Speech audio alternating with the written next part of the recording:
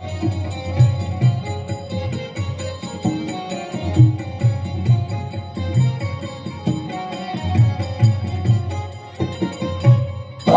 થાય છે.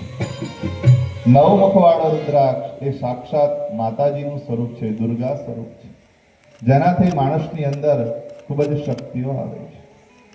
10 મુખવાળો રુદ્રાક્ષ એ વિષ્ણુ સ્વરૂપ છે, એનાથી બધી આપણી કામનાઓ નષ્ટ થાય છે. 11 મુખવાળો રુદ્રાક્ષ એ રુદ્ર સ્વરૂપ છે, એનાથી મનુષ્ય સંપૂર્ણ બીજની પ્રાપ્તિ મેળવે છે. 12 મુખવાળો રુદ્રાક્ષ એ સૂર્ય સ્વરૂપ છે, એનાથી મનુષ્યનું જીવન સૂર્યની જેમ તેજસ્વી બને છે.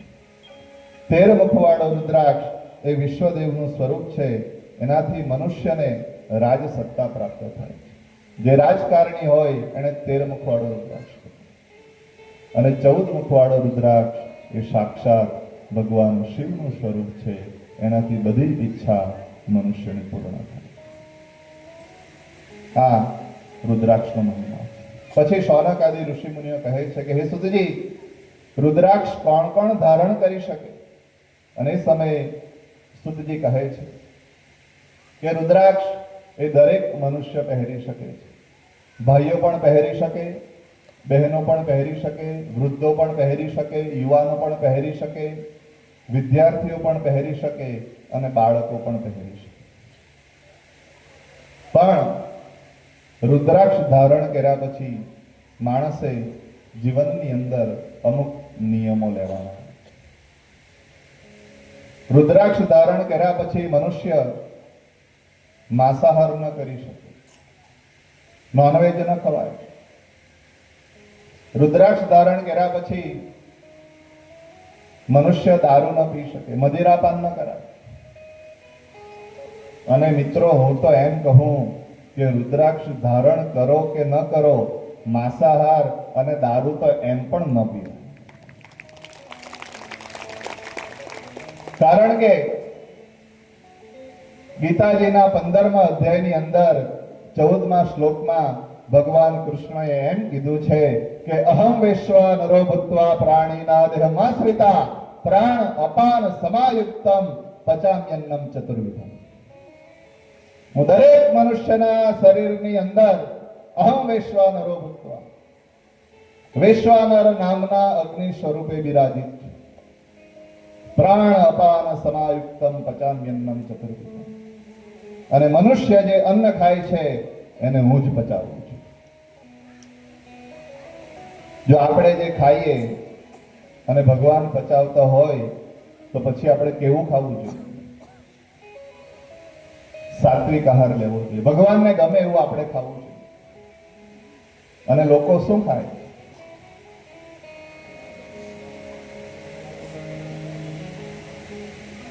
જ્યારે આ સૃષ્ટિની રચના થઈ ત્યારે કોણે શું ખાવું અને શું ન ખાવું એનો અભ્યાસ કરવામાં આવ્યો. પહેલા બધા પ્રાણીઓને જોયા, ગાયનો અભ્યાસ કર્યો કે ગાય હોઠથી પાણી પીવે છે કે જીભથી પાણી પીવે છે. તો ગાય હોઠથી પાણી પીવે છે, એ કોઈને મારીને ખાતી નથી, એ શાકાહારી છે. પછી કૂતરાને જોયું, કૂતરો હોઠથી પાણી પીવે કે જીભથી પાણી પીવે? તો કે એ જીભથી પાણી પીવે છે, તો એ બીજાને મારીને ખાય છે, એ માંસાહાર કરે છે, એનું શરીર એ પ્રમાણેનું છે. બિલાડીને જોઈ, બિલાડી હોઠથી પાણી પીવે કે જીભથી પાણી પીવે? તો કે બિલાડી જીભથી પાણી પીવે, તો એ બીજાને મારીને ખાય છે, એના શરીરની રચના એવી છે. સિંહને જોયો, હોઠથી પાણી પીવે કે જીભથી પાણી પીવે? તો કે જીભથી પાણી પીવે, તો એ બીજાને મારીને ખાય છે. વાઘને જોયો, હોઠથી પાણી પીવે કે જીભથી પાણી પીવે? જીભથી પાણી પીવે, તો એ પણ બીજાને મારીને ખાય છે. ભેંસને જોઈ, હોઠથી પાણી પીવે કે જીભથી પાણી પીવે? તો કે હોઠથી પાણી પીવે, તો એ કોઈને મારીને ખાતી. ઊંટને જોયું, હોઠથી પાણી પીવે કે જીભથી પાણી પીવે? તો કે હોઠથી પાણી પીવે, ઊંટ પણ કોઈને મારીને ખાતું નથી. એટલે પછી અભ્યાસમાં એવું તારણ કાઢવામાં આવ્યું કે જે હોઠથી પાણી પીવે એનું શરીર શાકાહારી છે અને જે જીભથી પાણી પીવે એનું શરીર એ એ માંસાહાર માટે છે. પછી મનુષ્યને જોયું, મનુષ્ય ઓઠથી પાણી પીવે કે જીભથી પાણી પીવે? મનુષ્ય હોઠથી પાણી પીવે છે, છતાં પણ એ બીજાને મારીને ખાય છે. આપણા શરીરની રચના એવી નથી મિત્રો.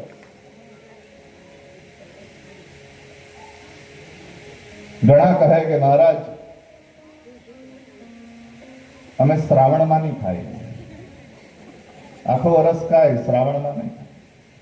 ઘણા અમને એમ કે મહારાજ અમે ઘરમાં નહીં ખાય, બહાર જઈને ખાઈ આવે, ઘરમાં ના ખાય.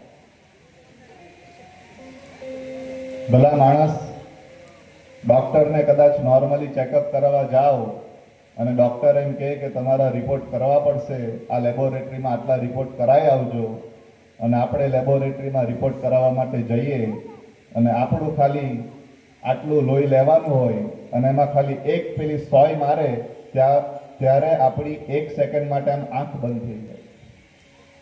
નાનકડી સોયનું પણ આપણને દર્દ થાય છે. તો મિત્રો, કોઈને મારીને ખાતા હશે એ પેલા પ્રાણીને કેટલું દર્દ થતું હશે, એકવાર વિચાર કરજો.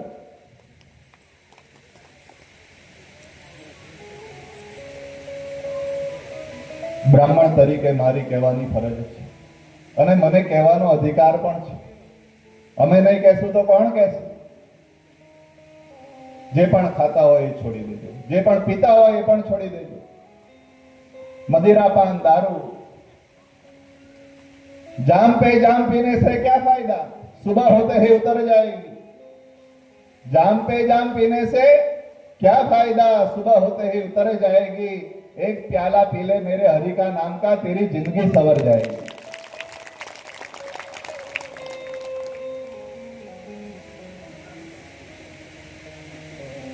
અને એટલે જ શાસ્ત્રમાં કીધું છે કે ખાવા પર બહુ ભાર આપો. શું ખાવું અને શું ન ખાવું એની માણસે ખૂબ તકેદારી રાખવી છે. અમારો શિવજી જ્યારે કાશીની બજારમાં ભિક્ષા માંગવા માટે નીકળે છે અને પાર્વતીને એમ કહે કે અન્નપૂર્ણે સદાપૂર્ણે શંકરે પ્રાણ વલ્લભે જ્ઞાન વૈરાગ્ય સિદ્ધાર્થમ ભિક્ષામ દેહી ચ પાર્વતી. હે પાર્વતી, તું મને એવી ભિક્ષા આપ, એવું અન્ન આપ કે જેથી મારામાં જ્ઞાન અને વૈરાગ્ય સતત જળવાય. એ અધિકાર અન્નપૂર્ણાનો છે, માતાઓનો છે. ઘરની અંદર જે રસોઈ બનાવે છે માતાઓ, એ સાક્ષાત અન્નપૂર્ણાનો અવતાર છે.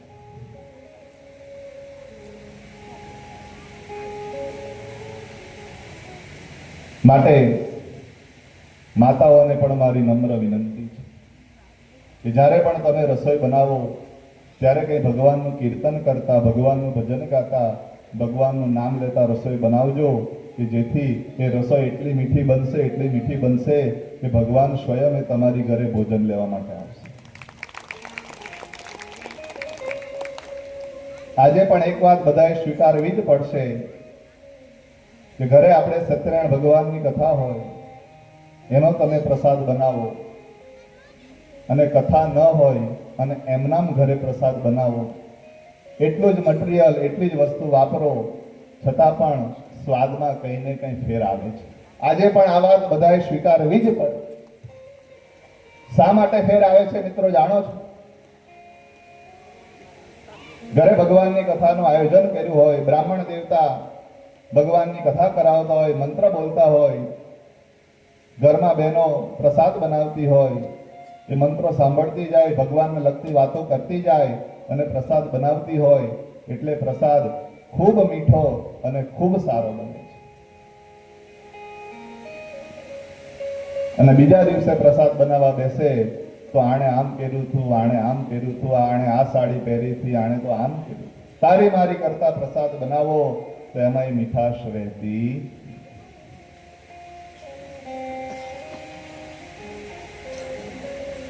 હવે તો ડિજિટલ યુગ છે. મોબાઈલની અંદર ભજન ચાલુ કરો, સ્તુતિ ચાલુ કરો, સત્સંગ ચાલુ કરો, એ સાંભળતા સાંભળતા બનાવો. પણ એ ચાલુ કરીએ તો પછી બધી સિરિયલ જોવાની રહી.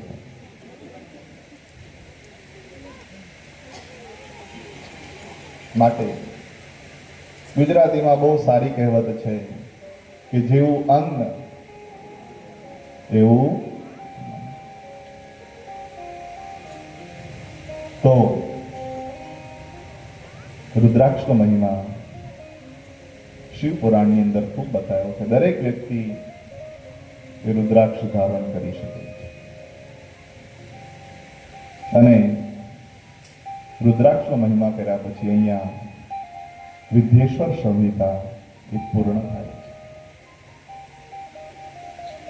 ત્યારબાદ રુદ્ર સંહિતાનો પ્રારંભ થાય છે. રુદ્ર સંહિતાનો પ્રારંભ કરીએ પહેલા 2 મિનિટ ભગવાનનું નામ સંકીર્તન કરી લઈએ અને પછી આપણે રુદ્ર સંહિતાનો પ્રારંભ કરીએ. છે મંત્ર મહામંગલકારી ઓમ નમઃ શિવાય ઓમ નમઃ શિવાય. છે મંત્ર મંગલકારી ઓમ નમઃ શિવાય ઓમ નમઃ શિવાય. હે જાપ જપો સૌ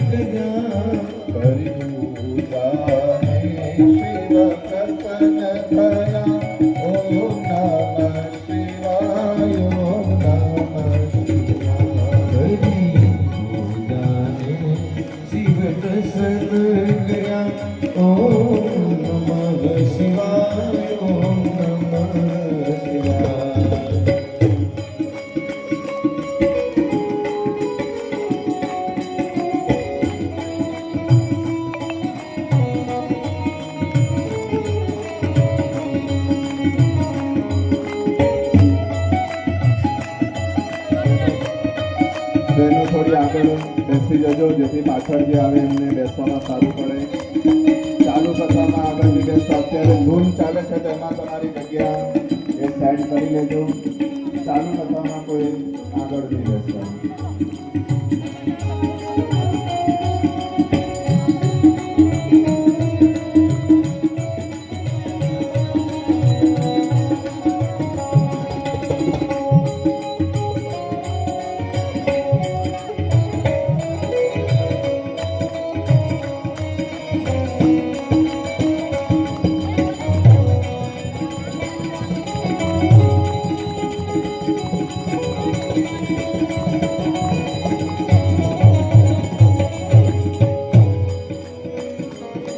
ગંધર્વો જેનું ગાન કરે, ગંધર્વો જેનું ગાન કરે, સનકાદિ કરે રસ પાન કરે, સનકાદિ રસ પાન કરે.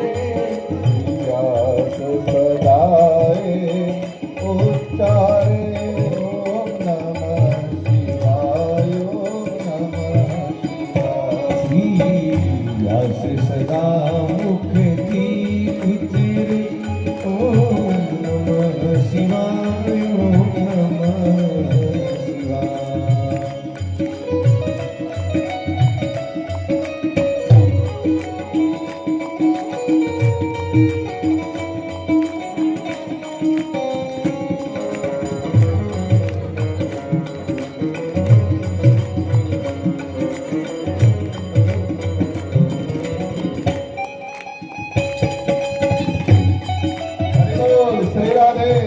હર હર મહાદેવ.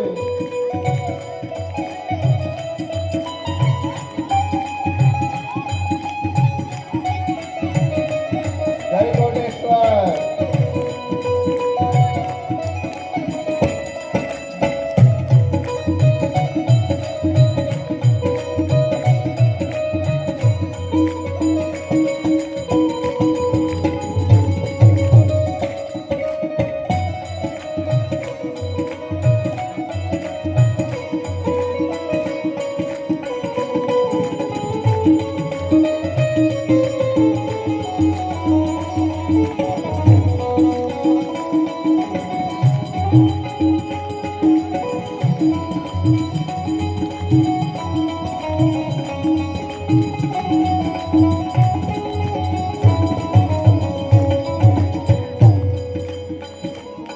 એ મંત્ર સદા છે શુભકારી.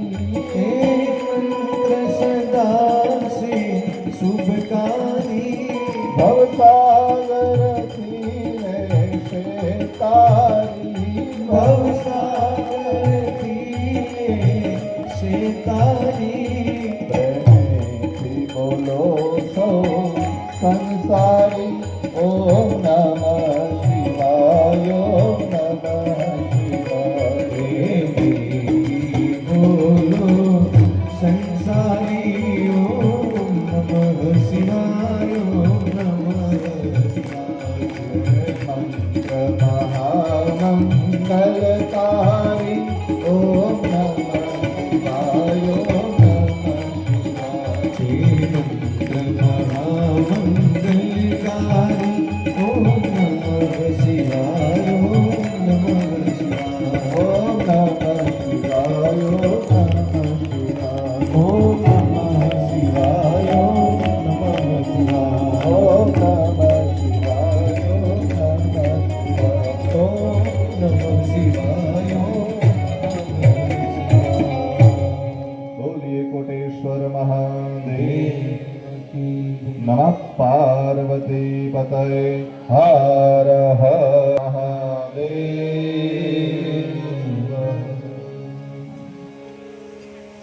ઘણીવાર મિત્રો તમે જોયું હશે ભગવાન શિવનું આપણે નામ લઈએ, બધા ભગવાનની જય બોલાવીએ અને અંતે જ્યારે ભગવાન શિવની જય બોલાવીએ ત્યારે બે હાથ ઊંચા કરીને આપણે જય બોલાવીએ છીએ. હર હર મહાદેવ. આવી રીતે હાથ શા માટે ઊંચા કરવામાં આવે છે જાણો છો? એ તો બધા કરે એટલે આપણે બરાબર.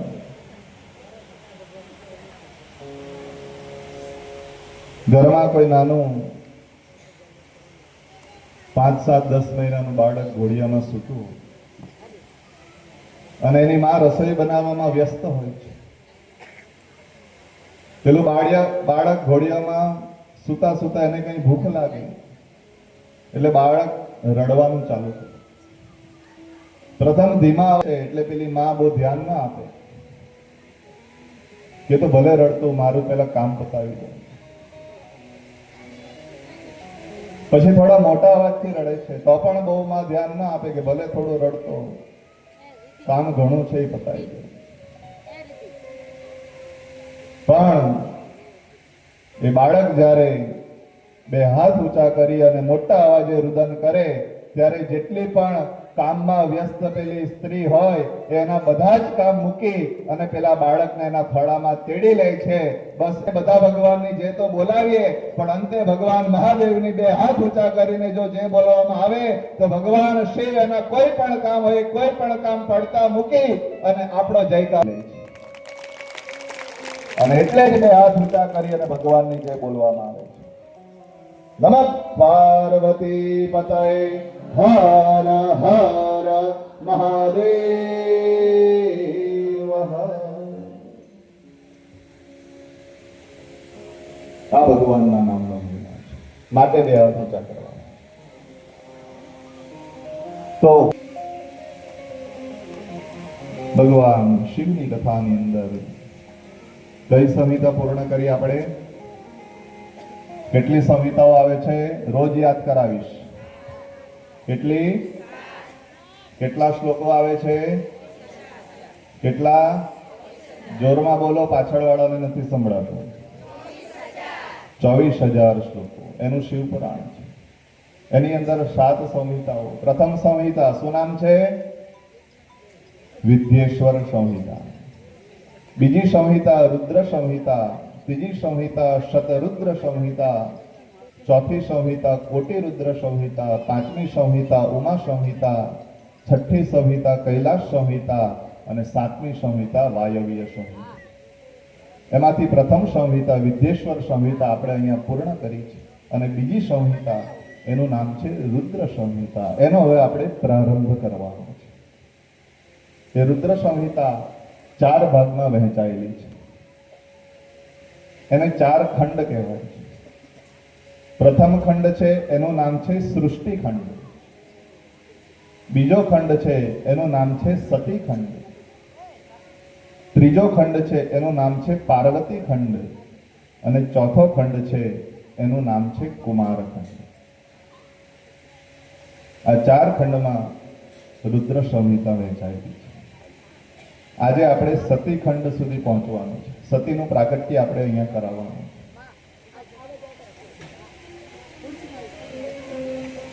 તો એ સૃષ્ટિ ખંડની અંદર શૌનક આદિ ઋષિમુનિઓ કહે છે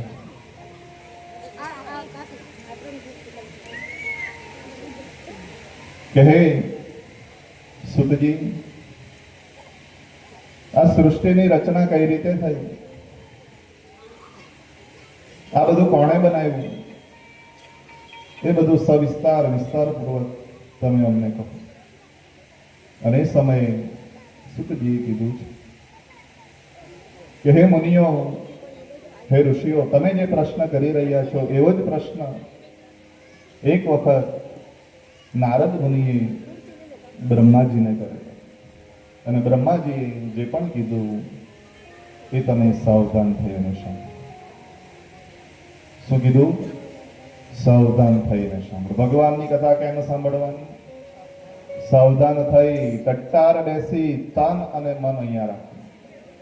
બાકી શરીર આપણું અહીંયા હોય પણ મન એ આપણું ચંચળ છે.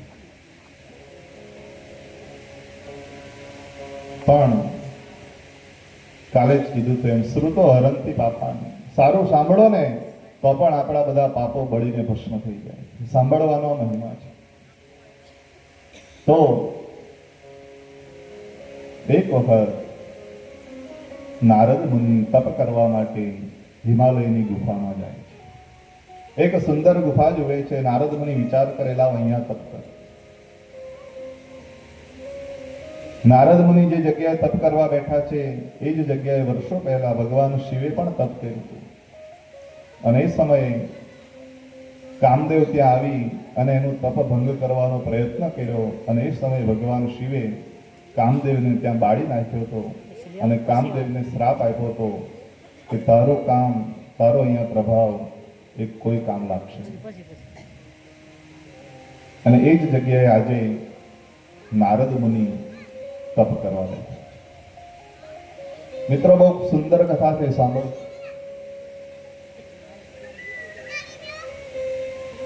ઘણા વર્ષો સુધી નારદ મુનિએ ત્યાં તપ કર્યું છે એટલે ઇન્દ્ર ગભરાયું છે.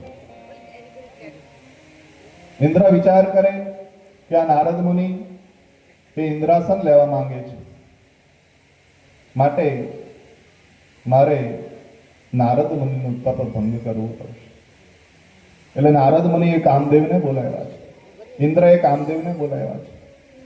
કામદેવને બોલાવીને કીધું, ઇન્દ્રએ હે કામદેવ, તમે મારા મિત્ર છો અને મિત્રતાના નાતે તમારે મારું એક કાર્ય કરવાનું છે. નારદ મુનિ વર્ષોથી તપ કરી રહ્યા છે અને એ મારું ઇન્દ્રાસન મેળવવા માંગે છે. તમે એનું તપ ભંગ કરો. કામદેવ ત્યાં આવે છે, નારદ મુનિનું તપ ભંગ કરવાનો પ્રયત્ન કરે છે. કામદેવ પોતાના બધા જ બાણોને કામે લગાડે છે, પણ નારદ મુનિને એનો કોઈ પ્રભાવ પડતો નથી, કારણ કે એ તો ભગવાન શિવની જગ્યા હતી. બહુ પ્રયત્ન કર્યા કામદેવે, પણ નારદ મુનિનું તપ ભંગ નથી. અને નારદ મુનિનું તપ પૂરું થયું, નારદ મુનિ ઊભા થયા એટલે કામદેવે નારદ મુનિના ખૂબ વખાણ કર્યા છે. હે નારદ મુનિ, ધન્ય છે તમને, તમે આજે મને જીતી લીધો છે. મેં બહુ પ્રયત્ન કર્યા છતાં પણ તમારું તપ ભંગ ન થયું. ધન્ય છે તમને, ધન્ય છે. કામદેવ ઇન્દ્રની પાસે ગયો છે. ઇન્દ્રને પણ કીધું છે કે નારદ મુનિનું તપ ભંગ નથી થયું, એણે તો આજે મને જીતી લીધો છે. એટલે ઇન્દ્રએ પણ નારદ મુનિના ખૂબ વખાણ કર્યા છે. અને નારદ મુનિમાં અભિમાન આવ્યું છે કે આજે તો મેં કામને જીતી લીધું. હું તો બધા કરતા મોટો થઈ ગયો, બ્રહ્મા કરતા પણ મોટો, વિષ્ણુ કરતા પણ મોટો અને શિવ કરતા પણ મોટો. જ્યાં આવું અભિમાન નારદ મુનિમાં આવ્યું છે. નારદ મુનિ વિચાર કર્યો કે હવે મારે કોઈને કહેવું તો પડશે કે મેં આ પરાક્રમ કર્યું છે. નારદ મુનિ બ્રહ્માજીની પાસે ગયા. બ્રહ્માજીને કીધું કે હે બ્રહ્માજી, તમને કઈ સમાચાર મળ્યા કે નહીં? બ્રહ્માજીએ કીધું શું થયું? નારદ મુનિએ કીધું કે મેં કામની ઉપર વિજય મેળવી લીધો છે. બ્રહ્માજીએ કીધું છે કે હે નારદ મુનિ, તમે મને કીધું એ કીધું, પણ બીજા કોઈને ના કહેતા. નારદ મુનિએ વિચાર કર્યો કે બ્રહ્માજીને મારી ઈર્ષા થાય છે એટલે કોઈને કહેવાની ના પાડે છે. નારદ મુનિ ભગવાન શિવજીની પાસે જાય છે. શિવજીને કહે છે કે હે શિવજી, મેં કામની ઉપર વિજય મેળવી લીધો છે. શિવજીએ કીધું કે હે નારદ મુનિ, મને કીધું એ કીધું, બીજાને ન કહેતા. નારદ મુનિ વિષ્ણુ ભગવાનની પાસે જાય છે. વિષ્ણુ ભગવાનને કહે છે કે હે ભગવાન, હે વિષ્ણુજી, મેં તો કામને જીતી લીધો છે. વિષ્ણુ ભગવાનને ખ્યાલ આવી ગયો છે કે આજે નારદ મુનિમાં અભિમાન આવ્યું છે. ધનંજયભાઈ પધારો, આગળ આવી જાઓ. અમારે વાપીથી ધનંજયભાઈ પધાર્યા છે. ખૂબ આત્મીયતાની લાગણી એમની સાથે અમારે છે.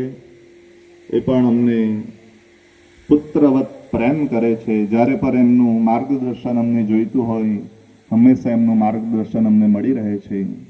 ધનંજયભાઈ, શબ્દો દ્વારા તમારું ખૂબ ખૂબ સ્વાગત છે. પધારો. આજે નારદ મુનિની અંદર ખૂબ અભિમાન આવ્યું છે. વિષ્ણુ ભગવાનને કહે છે કે હે ભગવાન, મેં તો કામની ઉપર વિજય મેળવી લીધો, તમારી કરતા પણ હું મોટો થઈ ગયો છું. અને જે વ્યક્તિમાં મિત્રો અભિમાન આવે તેનું ક્યારેય ભલું નથી થતું. એક મૂર્તિકાર હતો, ખૂબ સુંદર મૂર્તિઓ બનાવે, અને એમાં એક વખત મૂર્તિકારની ઘરે સંતો આવ્યા છે. સંતો મહંતો આવ્યા, મૂર્તિકારે એની આગતા સ્વાગતા સેવા કરી. અને પછી પેલા મૂર્તિકારે કીધું કે હે સંતો, મારી હસ્તરેખા જોઈ આપો, મારું મૃત્યુ ક્યારે છે? પેલા સંતોએ કીધું કે ન જાણતો સારું છે. પણ પેલા મૂર્તિકારે કીધું કે નહીં, મને બતાવો. ત્યારે સંતોએ કીધું કે આજથી 6 મહિના પછી તારું મૃત્યુ છે. મૂર્તિકારે વિચાર કર્યો, વાંધો નહીં, હજી 6 મહિના તો મારી પાસે છે. એટલે પોતાના જેવી અસલ 6 મૂર્તિ પેલા મૂર્તિકારે બનાવી છે. અને એનો મૃત્યુનો દિવસ નજીક આવ્યો. જે દિવસે એનું મૃત્યુ થવાનું હતું એ જ દિવસે એ મૂર્તિકાર 6 મૂર્તિની વચ્ચે ગોઠવાઈ. અસલ પોતાના જેવી 6 મૂર્તિ બનાવી અને વચ્ચે ગોઠવાઈ ગયો એટલે 7 મૂર્તિ થઈ ગઈ. મૃત્યુનો દિવસ નજીક આવ્યો અને યમના દૂતો એ મૂર્તિકારને લેવા માટે આવ્યા છે. અને જેવા યમના દૂતો મૂર્તિકારને લેવા માટે આવે છે, યમના દૂતો આશ્ચર્યચકિત થઈ જાય કે આ તો અમે એક જણને લેવા આવ્યા હતા, આ તો એક સરખા 7 જણા છે, આમાંથી કોને લઈ જવા અમારે? યમના દૂતો વિચાર કરે કે યમરાજાની કંઈક ભૂલ છે, બાકી યમરાજા કોઈ દી ભૂલ કરે નહીં. એટલે યમના દૂતો યમરાજાની પાસે ગયા. યમરાજાને કીધું કે હે યમરાજા, કંઈક મિસ્ટેક થઈ રહી છે, કંઈક ભૂલ છે. તમે એક જણને લાવવા કીધું હતું, ત્યાં તો 7 જણા છે, એમાંથી કોને લઈને આવવા ખબર નથી પડતી. યમરાજાએ વિચાર કર્યો કે આ તો મારે જ જવું પડશે. યમરાજા પોતે આવ્યા છે અને જોયું તો એક સરખા 7 જણા. અને યમરાજાને ખ્યાલ આવી ગયો છે અને યમરાજાએ વખાણ ચાલુ કર્યા છે કે ઓહો હો, કેટલી સુંદર મૂર્તિઓ બનાવી છે, કેટલી સરસ લાગે છે. મૂર્તિ બનાવવાવાળો કેટલો હોશિયાર હશે. મૂર્તિ હમણાં બોલશે એવું લાગે છે, એ બધું તો ઠીક, પણ આ મૂર્તિ કોણે બનાવી છે? મારે વ્યક્તિને મળવું છે, મારે સન્માન કરવું છે. જ્યાં આવી વાત કરી એટલે વચ્ચેથી પેલો બોલ્યો કે આ મૂર્તિ તો મેં બનાવી છે. યમરાજાએ કીધું બસ તારી જ જરૂર છે.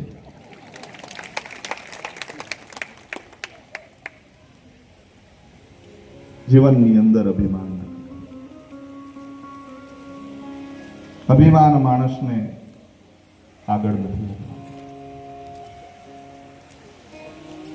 માણસની ઈચ્છાઓ, માણસનું અભિમાન એ જ માણસને પાછળ લઈ જાય છે. આજે નારદ મુનિ અભિમાન કરે છે.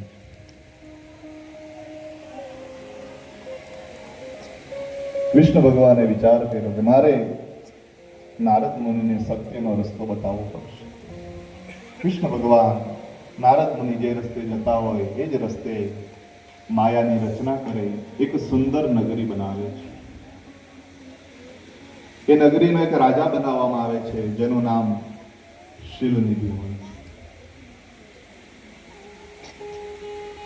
શીલનિધિ રાજાની ઘરે નારદ મુનિ જાય છે. નારદ મુનિ જેવા ત્યાં પગ માંડે રાજ્યની અંદર શીલનિધિ નામનો રાજા એ નારદ મુનિની આગતા સ્વાગતા સેવા કરે છે. એ રાજા કહે છે કે હે નારદ મુનિ, તમે મારી ઘરે પધાર્યા, ખૂબ સારું કર્યું. પોતાની દીકરીને બોલાવે છે, નામ બતાવવામાં આવ્યું છે શ્રીમતી.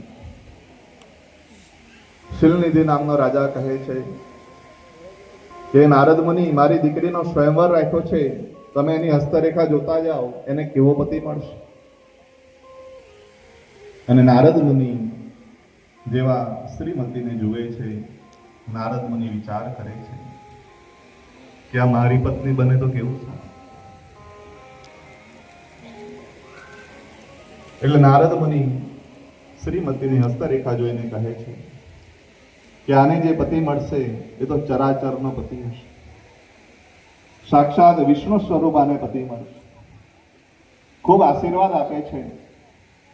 અને પછી નારદ મુનિ ત્યાંથી નીકળી જાય છે અને વિષ્ણુ ભગવાનની પાસે જાય છે. વિષ્ણુ ભગવાનને કહે છે કે ભગવાન, મને તમારું રૂપ આપો. વિષ્ણુ ભગવાન સમજી જાય છે અને વિષ્ણુ ભગવાન પોતાનું રૂપ નારદ મુનિને આપે છે. આખું શરીર પોતાના જેવું નારદ મુનિને આપે, ખાલી મોઢું એ વાંદરનું આપે છે. સાથે બે શિવગણો જાય છે નારદ મુનિની સાથે. નારદ મુનિના શિવગણો ખોટા ખોટા વખાણ કરે છે કે વાહ, તમે કેટલા સુંદર લાગો છો. અને નારદ મુનિ એ સ્વયંવરની અંદર પોતાનું સ્થાન ગ્રહણ કરે છે અને સ્વયંવરની શરૂઆત થાય છે. ત્યારે પણ સ્વયંવરો થતા હતા, ત્યારે પણ દીકરીઓને પોતાનો મંદ પસંદ પતિ મેળવવાની છૂટ હતી. સીતાનો પણ સ્વયંવર થયો છે. સીતાનો સ્વયંવર કરવાનું જનક રાજાએ નક્કી કર્યું. શા માટે નક્કી કર્યું જાણો છો?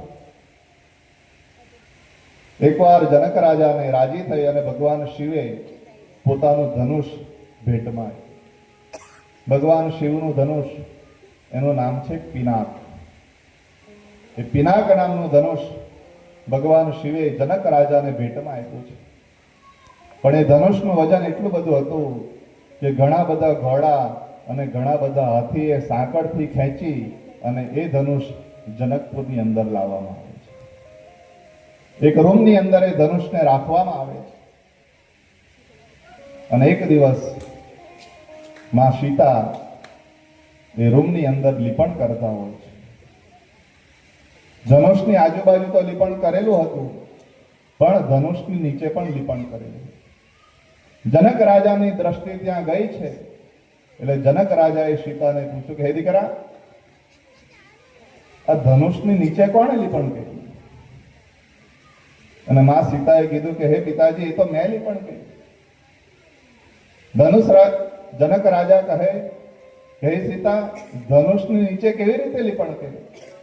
અને એ સમયે સીતાજીએ ડાબા હાથથી ધનુષ ઉચકીને જમણા હાથથી બતાવ્યું કે હે પિતાજી, મેં તો આવી રીતે લીપણ કર્યું. અને એ સમયે જનક રાજાએ વિચારી લીધું છે કે જગદંબાનો અવતાર મારી ઘરે છે, હવે તો જે ધનુષ તોડે એને મારી દીકરી પરણાવે.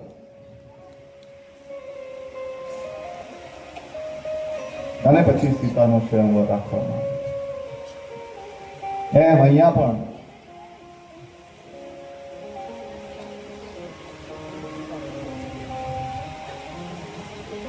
શ્રીમતીનો સ્વયંવર થાય છે. બધા રાજાઓ પોતપોતાનું સ્થાન લઈ લે છે. નારદ મુનિ પણ વિષ્ણુ સ્વરૂપ પોતાનું સ્થાન લઈ લે છે. આખું શરીર વિષ્ણુ ભગવાનનું હોય, પણ એનું મુખ વાંદરનું હોય. શ્રીમતી જેવી હાર લઈને આવે છે, નારદ મુનિ બાજુ જોવે છે એટલે મોઢું બગાડી અને ત્યાંથી નીકળી જાય. એ જ સભામાં વિષ્ણુ બેઠા હોય છે અને એ શ્રીમતી સાક્ષાત લક્ષ્મી સ્વરૂપ હોય છે. અને લક્ષ્મી સ્વરૂપ શ્રીમતી એ વિષ્ણુ ભગવાનને, નારાયણને ત્યાં હાર પહેરાવે છે. અને એ જ સમયે લક્ષ્મી નારાયણનું ત્યાં લગ્ન થાય છે.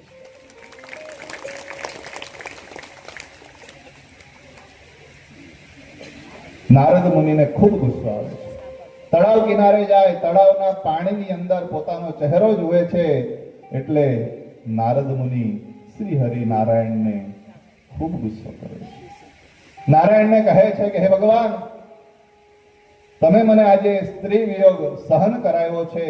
હું તમને શ્રાપ આપું છું કે તમારે પણ તમારા જીવનમાં મનુષ્યનો અવતાર લેવો પડશે અને સ્ત્રીનો વિયોગ સહન કરવો પડશે.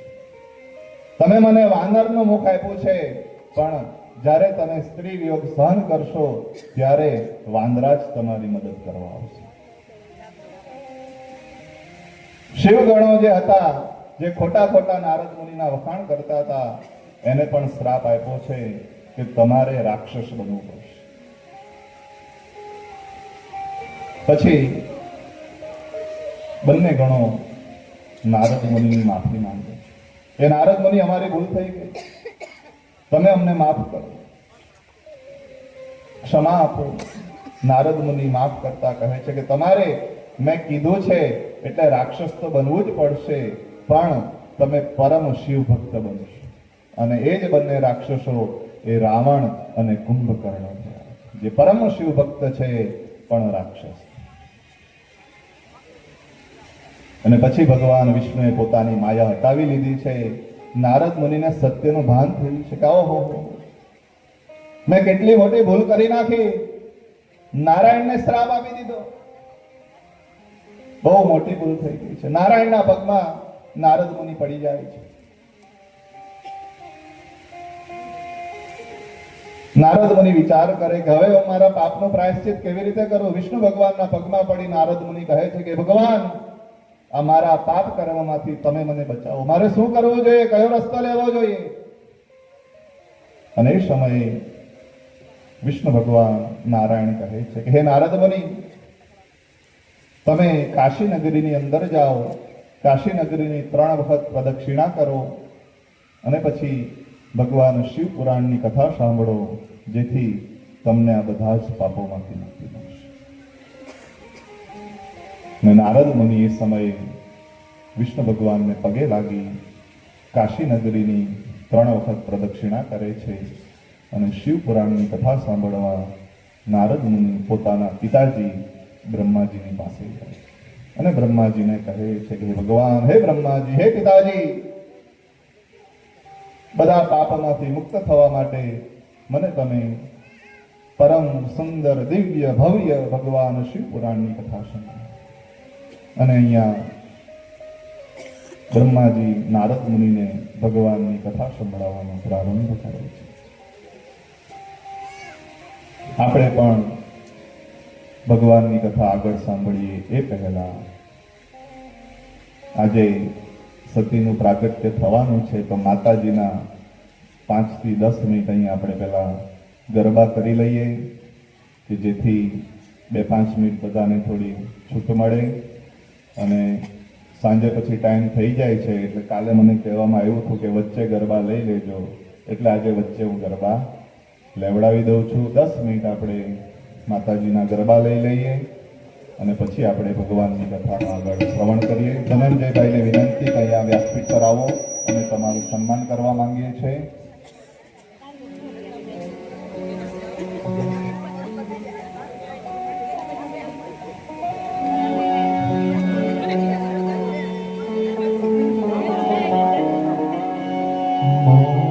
તારા આશીર્વાદ મને બહુ મળ્યા છે.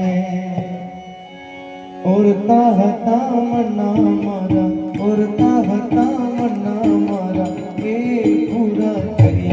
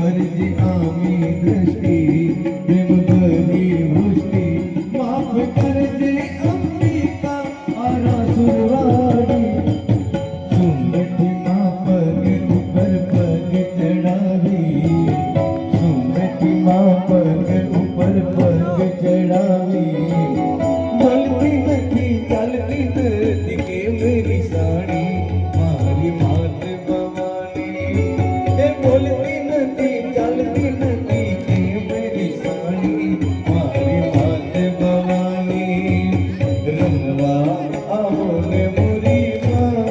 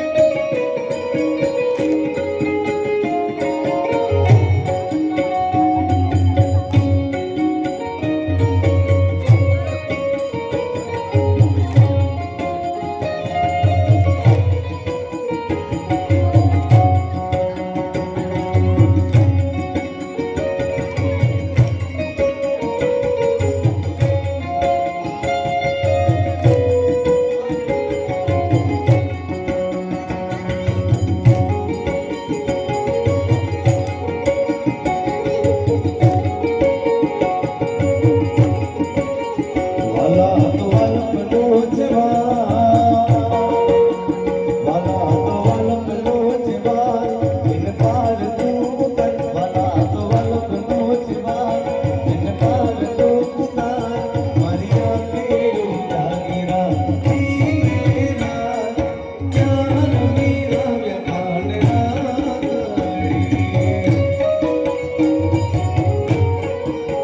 વાલા થોડો હરખ તો દેખા,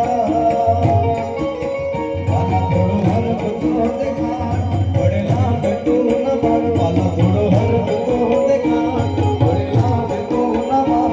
મારી આંખે જાગરા હીરા, જ્ઞાન મીરા વ્યથાન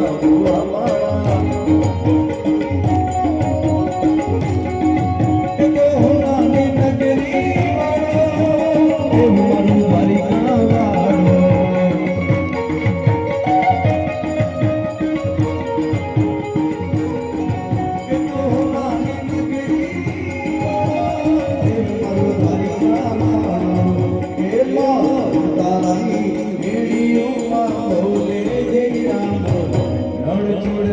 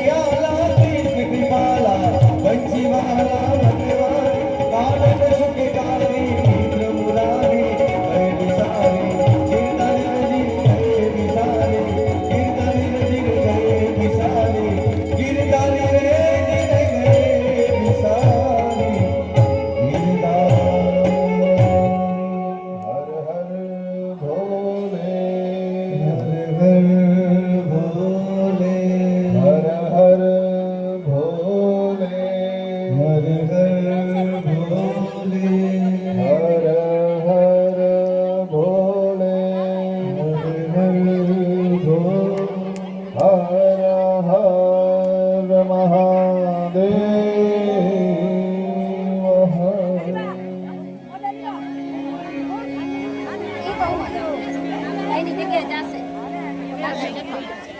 બધા જ પોતાનું સ્થાન ગ્રહણ કરી લે.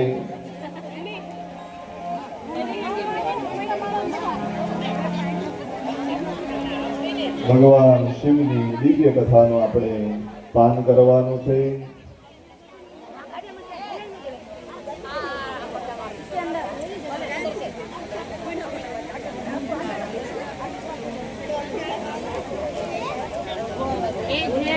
ખાઈ જાઓ જરા ખાઈ જાઓ. તો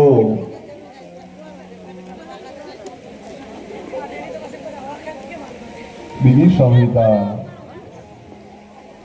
જેનું નામ છે રુદ્ર સંહિતા, એની અંદર આપણે નારદ મુનિની કથા જોઈએ. ત્યારબાદ નારદ મુનિ બ્રહ્માજીને કહે છે કે હે બ્રહ્માજી, હે પિતાજી, તમે મને દિવ્ય ભગવાન શિવની કથા સંભળાવો. અને હે બ્રહ્માજી, હે પિતાજી, હું તમારો પુત્ર છું.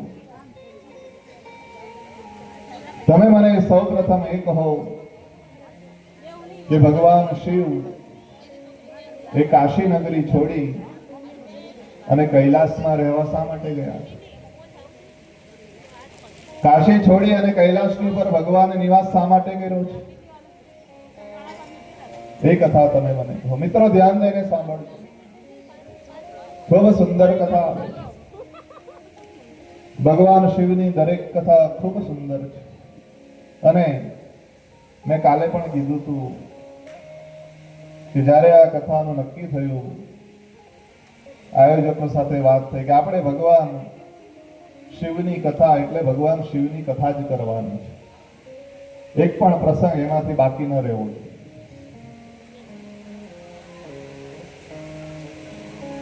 તો ભગવાન શિવ એ કાશી નગરી છોડી અને કૈલાસમાં રહેવા શા માટે ગયા છે, એ કુબેરની કથા હવે આવે છે. કુબેરના લીધે ભગવાન શિવ કાશીમાં રહેવા માટે ગયા છે, અરે કાશી નગરી છોડી અને કૈલાસમાં રહેવા માટે ગયા છે. એની સુંદર કથાનું નિરૂપણ હવે આપણે શ્રવણ કરવાનું છે. બ્રહ્માજી કહે છે કે હે નારદ મુનિ, એક કાંપિલ્યા નામનું નગર હતું અને કાંપિલ્યા નામના નગરની અંદર એક યજ્ઞદત્ત નામનો બ્રાહ્મણ રહેતો, જે યજ્ઞ કરવામાં ખૂબ વિદ્વાન હતો, બધા યજ્ઞોને જાણતો હતો અને યજ્ઞની અંદર એ ખૂબ પારંગત હતો. આજુબાજુની બધી નગરીઓમાં પણ યજ્ઞ કરાવવા જાય અને ખૂબ જ દક્ષિણા પણ મેળવતો હતો, ખૂબ જ ધન પણ મેળવતો હતો. પણ એ બ્રાહ્મણ ખૂબ ધન મેળવે, દક્ષિણા કમાય, યજ્ઞ કરાવે, પણ દાન એટલું બધું ન કરે. માણસના જીવનમાં લક્ષ્મીજી કૃપા કરે તો એને અવશ્ય એના જીવનમાં દાન કરવું. શાસ્ત્રમાં તો એમ કીધું છે કે જે પણ તમે ધન કમાઓ, જે પણ લક્ષ્મીજી કમાઓ, એનો 10મો ભાગ તમારે ધર્મ કાર્ય માટે વાપરવો જોઈએ, તો જ એ લક્ષ્મીજી પવિત્ર બને છે. અને કવિઓ તો એમ કહે, ભગવાન એમ કહે કે મારા રસ્તે એક ડગલું ચાલીને તો જો, તારા રસ્તા બધા ન બનાવી દઉં તો તું મને કહેજે. એકવાર મુખથી મારું નામ લઈને તો જો, આખી દુનિયામાં તારું નામ ન બનાવી દઉં તો મને કહેજે. અને મારા માટે એક રૂપિયો વાપરી તો જો, તારા ધનના ભંડાર ન ભરી દઉં તો તું મને કહેજે. એકવાર ભગવાનના નામે વાપરો તો ખરા. આ બધી કથાઓ, આ બધા આયોજનો એમનામ નથી થતા મિત્રો. બધાના સહકારની આમાં જરૂર પડે છે.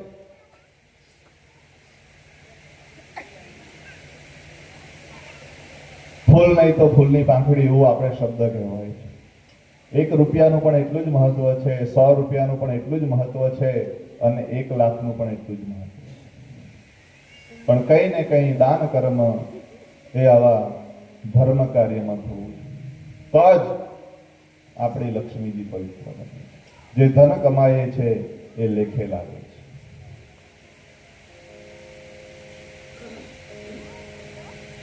બાકી કઈ સાથે આવવાનું નથી મિત્રો. ગીતાજીમાં એમ કીધું, ધનાની ભૂમો પશવહિ ગોષ્ઠે નારી ગૃહ દ્વારે જના શ્મશાને દેહસ્થિતાયામ પરલોક માર્ગે ધર્માનુગો ગચ્છતિ જીવૈકઃ. જે ધન અને સંપત્તિ કમાયા છો બધું અહીંયા પડી રહેવાનું છે, સાથે નથી આવતું. ધનાની ભૂમો પશવહિ ગોષ્ઠે, નારી ગૃહ દ્વારે, પત્ની ક્યાં સુધી સાથે આવશે? ઘરના ઉંમર સુધી. આપણે મરી જઈએ પછી પત્ની સ્મશાન સુધી પણ સાથે નથી આવતું. નારી ગૃહ દ્વારે જના સ્મશાને, લોકો ક્યાં સુધી સાથ આપશે? લોકો સ્મશાન સુધી આપણી સાથે આવશે. કઈ આપણી સાથે લોકો નથી પડી જતા. જના સ્મશાને દેહશ્ચિતાયામ, આપણું શરીર ક્યાં સુધી સાથ આપે? જ્યાં સુધી આપણી ચિતાને બાળવામાં ના આવે ત્યાં સુધી. દેહશ્ચિતાયામ. પણ પછી કીધું, પરલોક માર્ગે ધર્માનુગો ગચ્છતિ જીવૈકઃ. જ્યારે આ જીવનું શિવ સુધી મિલન થવાનું હોય ત્યારે જીવનમાં કરેલા કર્મ જ માણસનો સાથ આપે છે. એટલે આવા સત્કારીની અંદર ધન વાપરી દે. બાકી એમ કહેવાય છે કે આખી આલમનો જીતનાર સિકંદર પણ ગયો ચાલી, અને કહેવાય છે કે જતી વખતે એની મુઠ્ઠીઓ હતી ખાલી. એકવાર સિકંદરનું કાબાઓ સાથે યુદ્ધ થયું, અને એ યુદ્ધની અંદર સાંજે યુદ્ધ વિરામ થયો એટલે કાબાએ કીધું કે સિકંદર, એકવાર ઘરે ભોજન કરવા માટે તો આવ. અને સિકંદર કાબાઓને ત્યાં ભોજન કરવા માટે ગયો, અને એ સમયે કાબાઓએ સોનાનું શાક બનાવ્યું, ચાંદીની રોટલી બનાવી, હીરા મોતીના બધા સંભારા બનાવ્યા. એટલે એ સમયે સિકંદરે કીધું કે આ બધું થોડું ખવાય. કાબાઓ કહે કે અમે તો એ જાણતા હતા કે તું સિકંદર છે, દુનિયાને જીતવાનો છે, માટે તું તો આવું જ ભોજન કરીશ ને. ત્યારે સિકંદરે કીધું છે કે હું પણ તમારી જેમ મનુષ્ય જ છું. ત્યારે કાબાએ કીધું કે તું જો અમારી જેમ મનુષ્ય હો તો આખી પૃથ્વી જીતીને ત્યારે ક્યાં જવું છે? આ બધાને શા માટે મારે છે? અને એ વખતે સિકંદરને સાચું સમજાયું છે. અને એ વખતે સિકંદરે કીધું છે કે જ્યારે મારું મૃત્યુ થાય ત્યારે મારી મુઠ્ઠીઓ ખાલી રાખજો, જેથી આ જગત જોઈ શકે અને કહી શકે કે સિકંદર જેવો સિકંદર પણ ગયો ચાલી, અને કહેવાય છે કે જતી વખતે એની મુઠ્ઠીઓ હતી ખાલી.